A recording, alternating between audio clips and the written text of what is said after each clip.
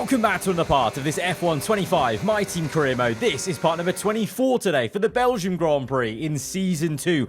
Last time out, we'd had a very difficult home race with the Union Jack on the back of our car, a special one-off helmet for Jenson Button. Unfortunately, we had to limp home for only a handful of points, if that really. Can you really call it a handful of points? Only 2 on the board, really, as Max Verstappen had a dominant display, and one where Piastri wasn't really present after all the issues he's been having as of late since that little crash with his main championship rival George Russell in the Austria reverse race. So it certainly has shaken things up. It's made Mercedes look very strong in the championship, I must say, and Russell especially, you know, consistent with the podium. So it's going to be interesting to see how things shape up for the next half of this season, because we're about at the halfway point, aren't we, of this second season. It doesn't seem like it. Seems like we're a lot further in. We've had so much action in Season 2 so far. But yeah, we've got a whole nother half of the season to go. And we've got quite a lot of time from the last race to the next one in Spa in terms of the in-game activity timeline. So we're just trying to fill that up as much as we can, especially on the corporate side of things and on personnel. As usual, you know, there's maybe 1 or 2 things we're doing with the owner side, you know, with the engineering drive, but I find the engineering part of the activity timeline very useless, in my opinion, because I just think the risk outweighs the benefit when it comes to doing any of those rushed development activities. And to be fair, we don't need to rush anything because there doesn't seem like a lot of urgency right now with R&D for us, because we know once we make these final upgrades, we are kind of stuck until we can purchase some further breakthrough upgrades on the HQ's facility side, and we can't do that until we're at phase 3. So we're still trying to chip away at buying those facility upgrades, basically. We're doing what we can, for sure, as we're now slowly getting on to basically getting the 2 last remaining aerodynamic downforce upgrades. We previously also did one of the brake updates, just because there was nothing else really going for us. But the focus really is here in the facility improvements, trying to buy all the upgrades that basically have the biggest workforce down the bottom there, because that's all that really matters. We're trying to push the maximum workforce to 405 when phase 3 unlocks. So I'm honestly just going through and looking at what has the highest workforce. Annoyingly, you know, a lot of them are actually to do with the durability things. I feel like they've done that on purpose, just to spite someone like me who just doesn't buy durability upgrades. But I'm sure there's other reasons for it, basically. But we've got development failing for the new brakes, so that's a bit frustrating. But we've got so much time that we will be able to redevelop them from the British Grand Prix to the Belgian one. So that's going to be all fine. So I think every single upgrade we had pending, which I say every single one, there's literally 2 of them, will come onto the car in time. We've got the tertiary flaps on the front wings. That is, we had the Venturi tunnel, so that was both the front and rear downforce, basically. So 2 on the aero side and then 1 on the chassis. They'll come in as we now just try and see if there's any kind of you know, pop-up events coming up through the activity timeline, and then also getting through these upgrades. As soon as we get one upgrade installed, another slot opens up on facility improvements, and we're gonna, guess what, buy another one and just keep plugging away as we try and fill up that square. We're getting close now. 270 out of 382. The number we're really looking at is the gap between 382 and 405. And then on the personnel side, we are obviously doing some upgrades on driver evolution, so awareness and pace. I think we'll just continue doing those, really. I will try and max those out as much as we can, just because I feel like, you know, especially into the next season, if we're looking at the future of this team with, you know, new drivers potentially that might, you know, stay with us for a while, then we need that driver evolution as, you know, as large as we can to basically grow the stats of our drivers. I feel like this year it's a little bit weaker than the last couple of games on like My Team 1.0. I think it just went a bit quicker growing your drivers, although it might just be me looking back at it you know, you look in hindsight at the end of careers and how much drivers have grown, but maybe in the middle, whilst you're trying to grow them, it's not, you know, very, very quick progress. And I'm sure, you know, more races where we're able to put Tramnitz right up there, you know, when we're driving as him, will certainly help that endeavor of growing him. And speaking of, obviously, this episode, we will be driving as Tim Tramnitz when we get to the race weekend and decision. But let's update you then. Just have a look at the R&D chart from, well, this is from last episode. So this is why some of the teams around us looked a bit stronger. You know, obviously Silverstone has been difficult in this game anyway versus the AI, but clearly Ferrari, McLaren especially as well, made a bit of a good amount of progress. Williams and Aston right there together making progress. And really, it's actually, you know, all the teams chasing, catching up to Merc and Red Bull. Merc and Red Bull both plateauing since Canada. 3 races, no performance gains for those two teams. So if that continues, this season at the sharp end is just going to get closer and closer. And much to my worry, a team like Williams could get closer to getting podiums, to maybe getting a shock race win. Even Aston could be up there if they want to perform on their day. They've been a little bit up and down, of course. And then McLaren and Ferrari could get back to winning ways. Obviously, Ferrari, the reigning Constructors champions into this season. McLaren were the best team on the grid at the start of this game, but they both had some weird ups and downs, and McLaren massive down at the start of the season, but the recovery's been incredible, just showing their facilities must be really, really awesome. And you can see we're here kind of in a weird middle ground where you can see the dashed line. We've lost a little bit of edge to all these different teams, 4 of them so close together, but we're miles ahead of the kind of Formula B, the backpack of this grid. So it's a weird place to be where it's essentially up to us to drag the car into some points, into some positions. Otherwise, it could be quite a lonely race for us. But we're close to some accolades, and I'm hoping that could push us over to fan rating 5 at the end of this episode. I feel like we've been nearly at fan rating 5 for forever, so it'd be really great to get onto that, because I believe then, very nicely for me, they'll open up some new decal spots finally on places like the halo and the rear wing and just other spots where we can get even more realism with the sponsor placements on the car. Speaking of sponsors though, we've got a title sponsor activity pop up, something about performance-based bonuses. I'm going to decline that just because I agree with the blurb of we don't want to risk adding more pressure to the engineers, so let's not bother with the performance-based thing. And to be fair, also, we may not need to deal with our current title sponsor soon, because it might come up to choosing our next title sponsor very excitingly next time out. But for now, we go to Spa, driving as Tim Tramnitz. High-speed straights, heady elevation changes and dramatic corners. What is there not to love about today? It's qualifying day here at Spa-Francorchamps. And if you forgot like me, it's going to be a sprint race. I almost forgot about the sprint races because we haven't had a sprint so far in this Season 2. So this will be our first sprint race weekend, correct me if I'm wrong, maybe my memory's just shocking, of this season. So we've got a sprint quali. It's kind of a one-shot basically, with the shortened qualifying as we do for the sprint races to add a little bit to the spice of these weekends, you know, extra pressure, and now basically having to get this lap one and done. And no mistakes and no redos. This is the one tyre we have. We could go again, but you're not going to go quicker with the tyre where you faced on the first flying lap. And across the line, dipping a tyre into the grass, so we try and keep as right as possible. 1.2 seconds off Leclerc. That's a little bit worrisome. And in the end, it's 1.6 seconds off Carlos Sainz. Some of these lap times are crazy.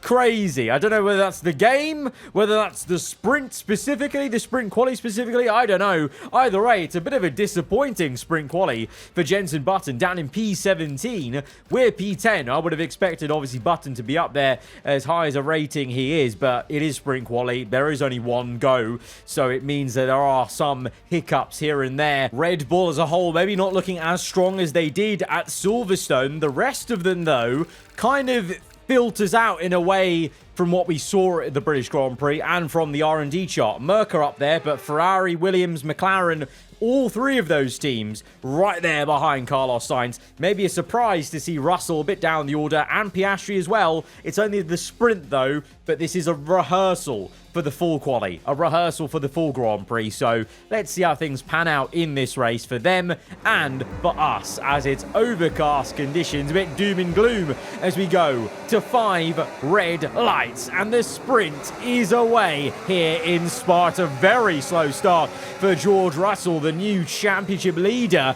As of late, he's been Mr. Consistency, but right now he's going down the order. Doohan has made a great overtake up into P8. We've got our rear end all out of shape, and now we're in a drag race with Russell into a Rouge up Radion, and we are going to hold it through for now for P9. I'm sure Russell will come at us straight away, immediately back on the Kemmel straight. We move to the left to defend our normal racing lines. It's side by side for Hamilton and Sainz, 3 abreast for the McLaren, Ferrari and Williams behind. Plenty of fighting going on at the end of the Kemmel straight, including us. We defend Russell, and Stroll has actually walked on through ahead of the Mercedes, as well as it's still going on between Tsunoda and Leclerc. You've got Sainz leading. He's fended off Hamilton. Tsunoda's got ahead of the Ferrari and the McLaren, and it's a great overtake there from Leclerc on the outside of Pouon as we try and go to the outside of Doohan. Doohan completely shutting the door on the inside, so we'll try the outside. It will turn to the inside for the next left-hander, so we are ahead, but maybe that was short-lived. It is short-lived because Doohan goes through. Russell might go through. Both DRS training each other. Russell very tactical there, sticking with Doohan, but we're going to be very aggressive into the next right-hander and re-overtake him because, well, P8 is the last point, so I really do want to have a shot at Doohan to get something out of this race with Tramnitz. It seems like it might be a bit of a slow afternoon for myself and JB, as he's only P14, Piastri P13, so slow one for the Red Bull driver as well, who really hasn't looked the same, you must say, after that crash he had in Austria, as Sainz tries to defend Lewis Hamilton, but the Ferrari driver has too much for him on the outside. The Brit leads this sprint on lap 4, halfway through. Hamilton looking pretty good. Tsunoda, very solid P3 in no man's land, you know, not really fighting anyone, but just having a very solid, quiet weekend so far in that 3rd spot. If that was the same in the Grand Prix, then Williams all of a sudden on for a podium in the full proper race, as Verstappen and Norris now will have a bit of a tango. The Dutchman down the inside, the Brit on the left, and gets squeezed out, and the Red Bull is up into P6. But we move on to the end, the last lap, and I'm not joking, it was a very, very mundane rest of the sprint. Hamilton completely covered off that sprint win, and he wins again in the Ferrari. It's not a full Grand Prix win, but it's still a win of sorts, you know. And, well, it's a quiet but strong race for Tsunoda, for Albon as well. Both Williams score a couple of points. We only score 1 in P8. We held off Doohan. We stretched our legs away from him, but I'm not going to lie, it was a bit of a frustrating sprint, you know. There wasn't a lot for us to nibble at. You know, the cars ahead were just a bit too quick for us. And maybe I shouldn't be surprised. That's what we're seeing on the R&D chart, that unless it's a circuit where I've got a bit more pace in the tank, let's say, versus the AI, I can make that difference. If it's going to be a track where we're limited by where the car is, rather, there are plenty of teams ahead of us that just have that little bit too much for us right now. And we're at this stage of our development where we really just desperately need that phase 3 upgrade on engineering and need to get more speed onto this car, more downforce, lighter car, more engine power, better ERS, everything. Every single thing needs to improve if we want to make that next step up. And at this point, it's really just about trying to limit the damage, really, and seeing we can annoy Williams and keep in the fight. So far, we have been, but really on paper, Williams at some point should be trying to, you know, get ahead and stay ahead of us in the constructors. But we have just been a little bit, lucky as well in Season 2. We've had a lot more luck in Season 2 than we did in the opening season. but you also make your own luck, in a way, in terms of the positions we put ourselves in, as we're now trying to put ourselves in a position of being higher than P13. The first lap, it was so-so, but we can definitely find a bit more time, being a bit more aggressive through some of these corners, gaining 4/10 of a second by the end of the lap then, so didn't gain too much in the middle sector. JB in P12, we're down to P14 as other people pop in their lap times. We run to the line, half a second gained in the full proper qualifying for the Grand Prix, and it's P9, so it's one better than we did in sprint quali. It's a much better qualifying this time for Button. P11, that's more like it. Lando Norris in the McLaren pole position though, where does that come from? This was the same McLaren that were in the trenches, in the mud at the start of the season, getting knocked out of Q1. And also, where's Stroll? Oh my god, Stroll's P18. His teammates on pole and he's 18. But I mean, enough said. That's all we need to say. But Albon as well, surprising me. Front row for Williams. Oh, this could be a difficult one. This could be a difficult race to take. We could be watching Williams be really on form. The Ferrari's looking strong, though, and Lewis won the sprint, so let's see how it goes. Could be an interesting one come race day. Let's go to the grid. Welcome then, as we take a step back into the nostalgic golden days of motorsport. Spa is unashamedly a throwback, and all the better for it. Climbs, drops, sharp turns, chicanes, sweeping high-speed corners, all while taking in some of the most beautiful scenery that Europe has to offer. This might sound like a travel brochure, but it's not. It's a race day. It's time to take a look at our starting grid for today's race. Lando Norris put in a fantastic lap yesterday, and he'll start from pole position. And Alex Albon lines up alongside. Looking down the rest of the grid, we have Hamilton, Leclerc, Max Verstappen, and Lawson, Tsunoda, Sainz, Tremnitz, and Franco Colapinto, Button, Ocon, George Russell, and Piastri, Doohan, Antonelli, Lance Stroll, and Isaac Hadjar, Aaron, Hulkenberg, Bortoletto, and Pierre Gasly picks up the final grid slot. Now it's almost time for lights out, so let's go down to the track. And alongside me in the commentary box today, a man who I always look up to, which is easier said than done, Anthony Davidson. Now, you're the racing driver in this partnership, so tell us about this racing driver. Put us in their shoes. How are they going to be feeling? Well, you've got to be prepared, Crofty. Before you even step foot inside the car, you've got to know, you've got to have a pre-race game plan. You've watched videos before you get into the car of previous races gone by. You know where you have to place your car if X, Y, or Z happens in front of you or behind you. So having this clear game plan is absolutely essential before you get in the car. There might have been some rain threatening the race weekend. It's looked very gloomy on sprint day and Grand Prix day, but there is no rain on the way, or there shouldn't be, according to the latest forecast. So it could be a pretty straightforward race from the medium to the hard compound. It's really all about the actual pace of the car rather than maybe something clever on strategy. Maybe the tyre wear might factor in, and that actually might be to our detriment, because I still think maybe the next upgrade we should probably do is the tyre upgrade that we've got left, because there is that little last bit of tyre performance we're maybe lacking compared to the direct teams around us. But it might be a scrappy one then because of that, and it might be one where we just have to accept where we are in the race. But let's go into it with an open mind as we go to 5 red lights, and we're on the way for the full Belgium Grand Prix. Surprisingly, the McLaren on pole position as Tsunoda gets down the inside of Lawson.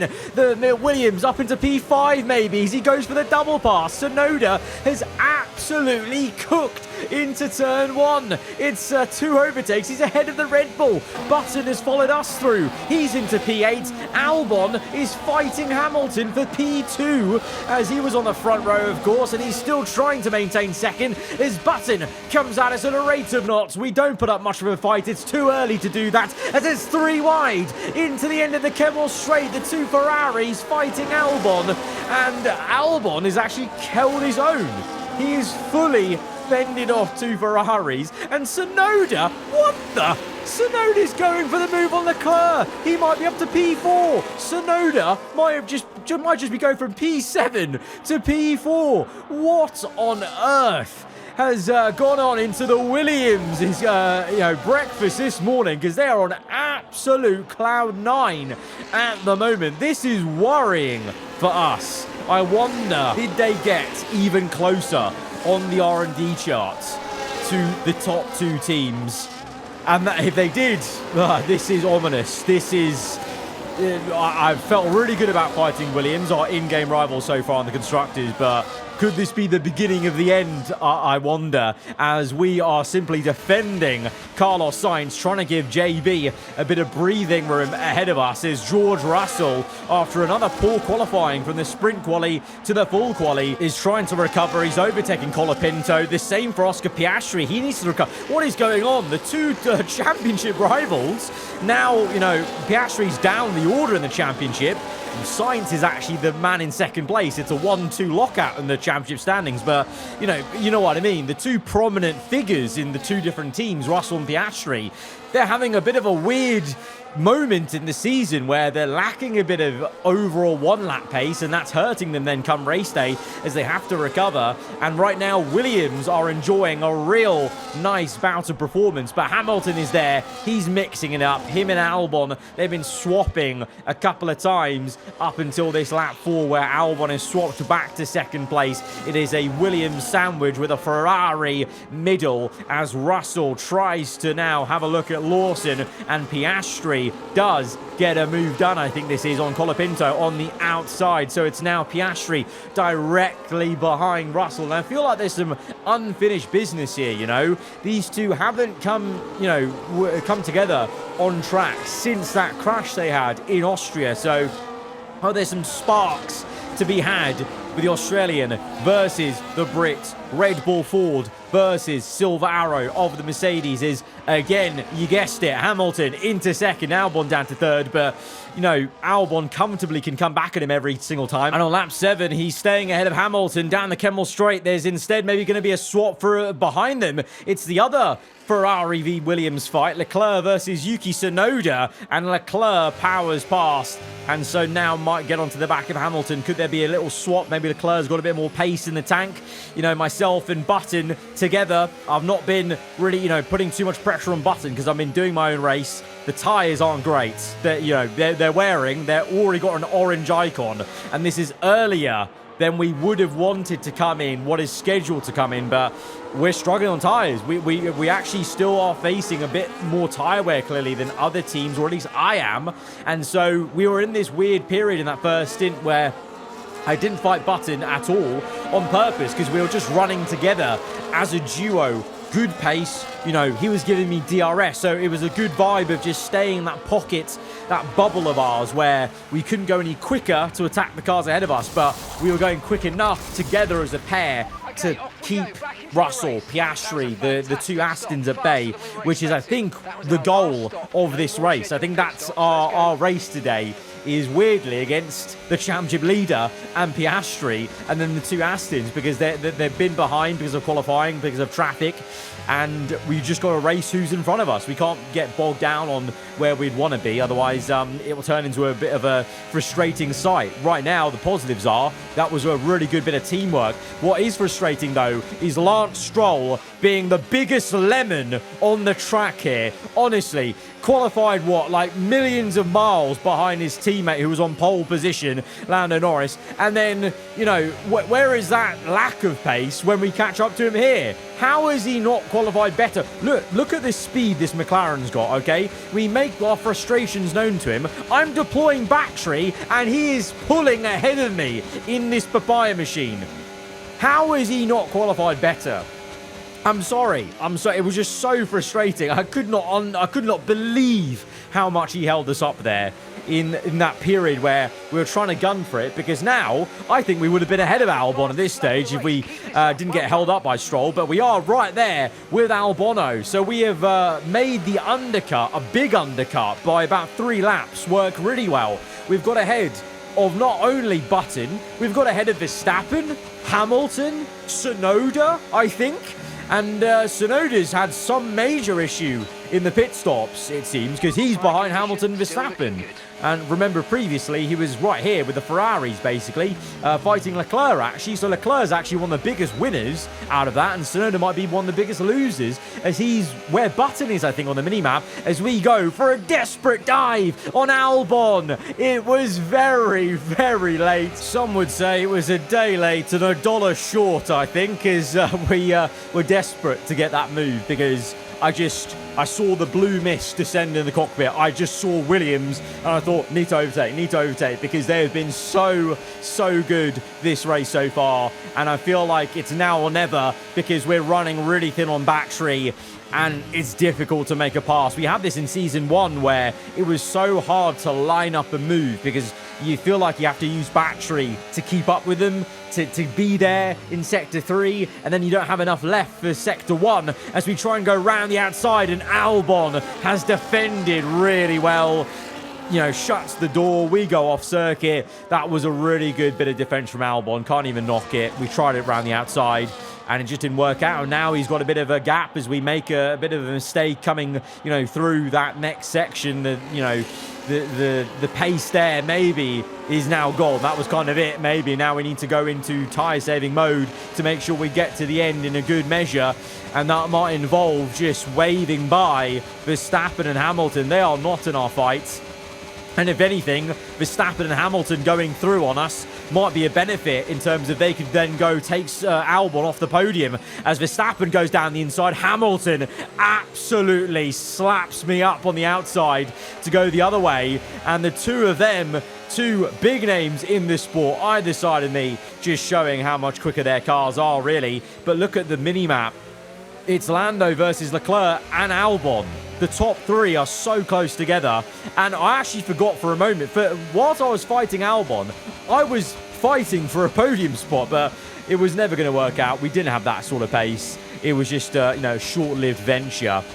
And worryingly, that probably means Albon might be on for a podium, as Verstappen and Hamilton might swap positions. The two of them side by side. At least we can watch this beautiful little battle as the two of them side by side swapping positions through that section. Verstappen ahead, P4, Hamilton P5. For how much longer can, in the other fights here with the other Ferrari, Leclerc, how much longer can Lando hold off Leclerc? And will the Ferrari go through the McLaren? Surprisingly, was on pole position, but it is going to be Leclerc that gets into the lead of this race.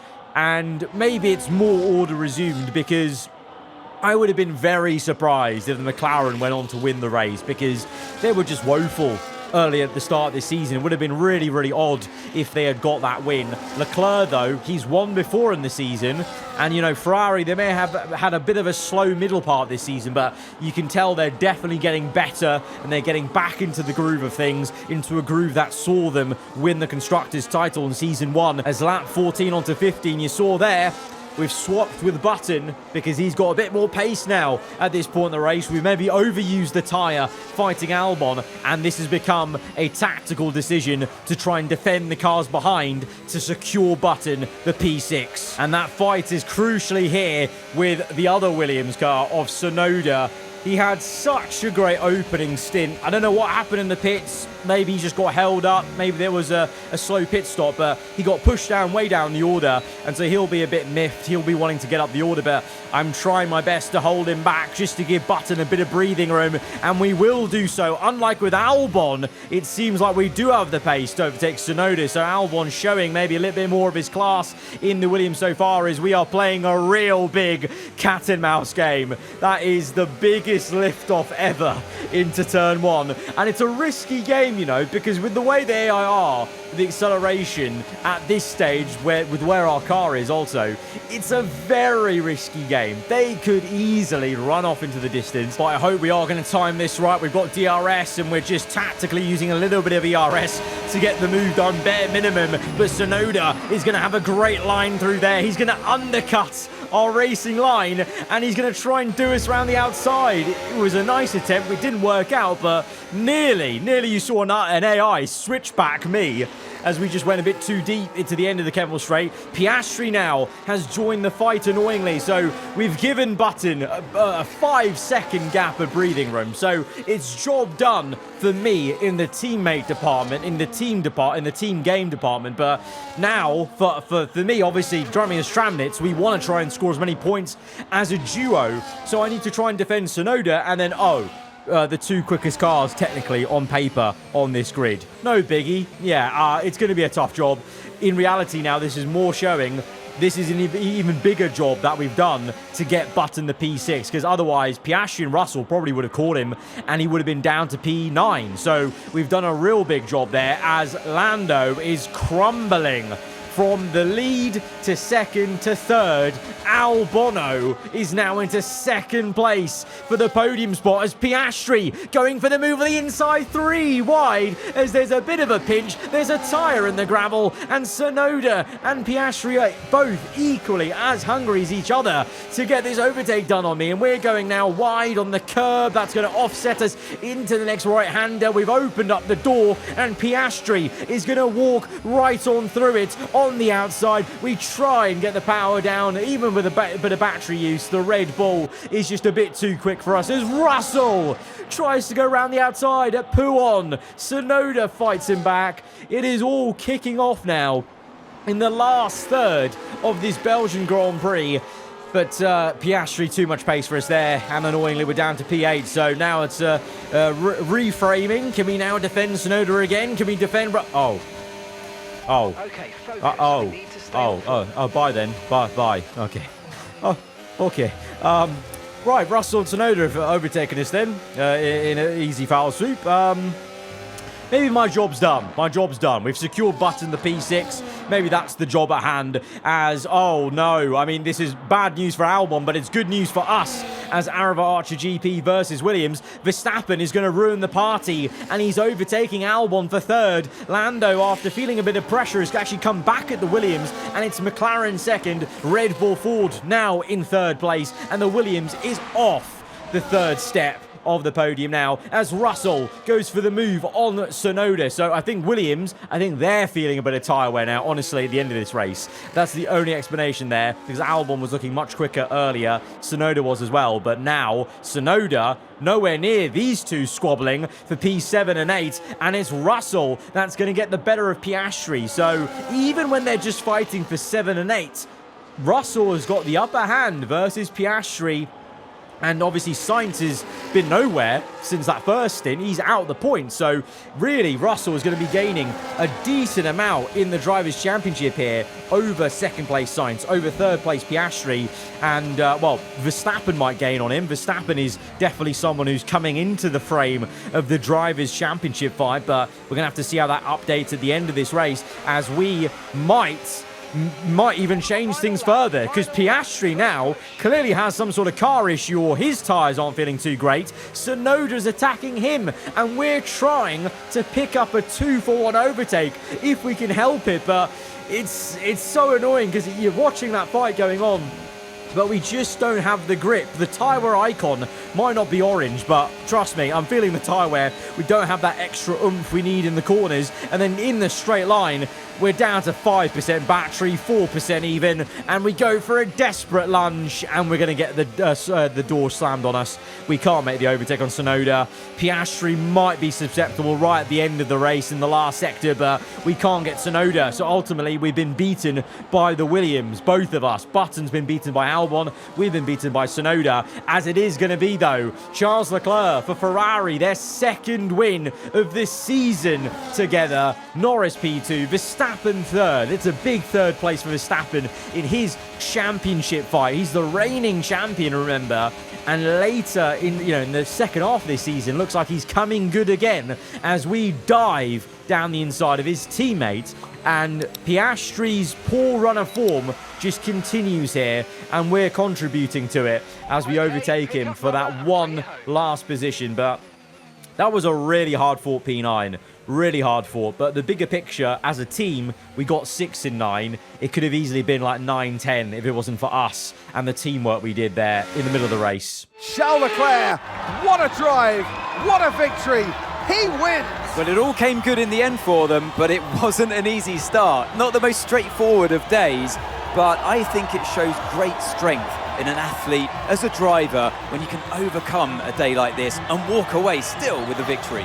It's a big win for Leclerc. You can see Russell leads. It's actually now Verstappen in second, Leclerc third, level on points. So Sainz is down further out the picture, and it's Piastri's not even in the picture anymore either. Really, it's actually Leclerc and Verstappen chasing down Russell, and that's amazingly 3 different cars fighting for the Drivers' Championship. And in the Constructors, Red Bull catching a little bit to Merc. Ferrari, I think they're a bit too far. I feel like they are going to be losing their Constructors' Championship, this season to Red Bull or Merc. Let's see. Who knows? Who knows? But for us, we're now 1 point behind Williams. 109 to 110. It's game on again. Williams get ahead, and I feel like this is going to go on for the end of the season. I hope it does, and I hope that Williams don't start running away with it, but they did show some podium form at some points in this race, so that's the only concern from me going forwards, but we will see. But we have finally got fan rating 5 to end out this episode. We'll see what comes next time out with that. Guys, if you have enjoyed this one, hit the like button. Let me know what you thought in the comments below. If you're around here, then do get subscribed for weekly Formula 1 content. I'll see you guys next time. Goodbye.